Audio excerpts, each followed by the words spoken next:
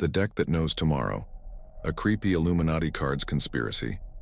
Everyone thinks the Illuminati card game is a joke, a satirical tabletop deck made to lampoon power, conspiracy, and secret societies. But what if the joke was the bait? The conspiracy goes like this: the deck wasn't just satire. Somewhere inside its glossy art and jokey rules lived a schema. Symbolic instructions and narrative seeds designed to steer attention, normalize outcomes, and manufacture consent. Played enough times, the cards didn't just predict the future, they trained the world to become it. How the theory works. Symbolic seeding. Each card is a compact story, an image, plus a title, plus a tagline.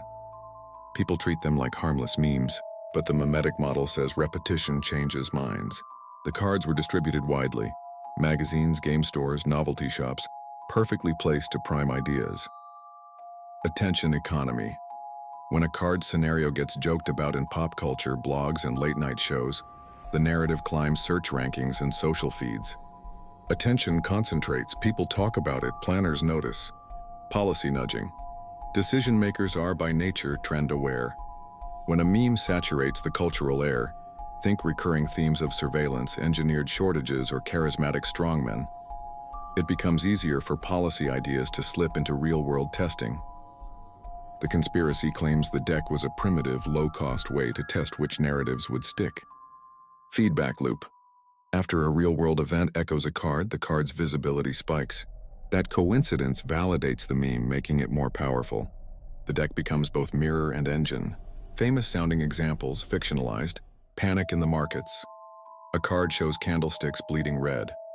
Within a decade of the deck's release, a sudden stylized market flash crash occurs and pundits recycle card imagery. The vanishing celebrity, a glamorous figure, dissolves into static. A month later, a scandal and sudden death dominate headlines. Conspiracy boards light up with the card art. The New Order.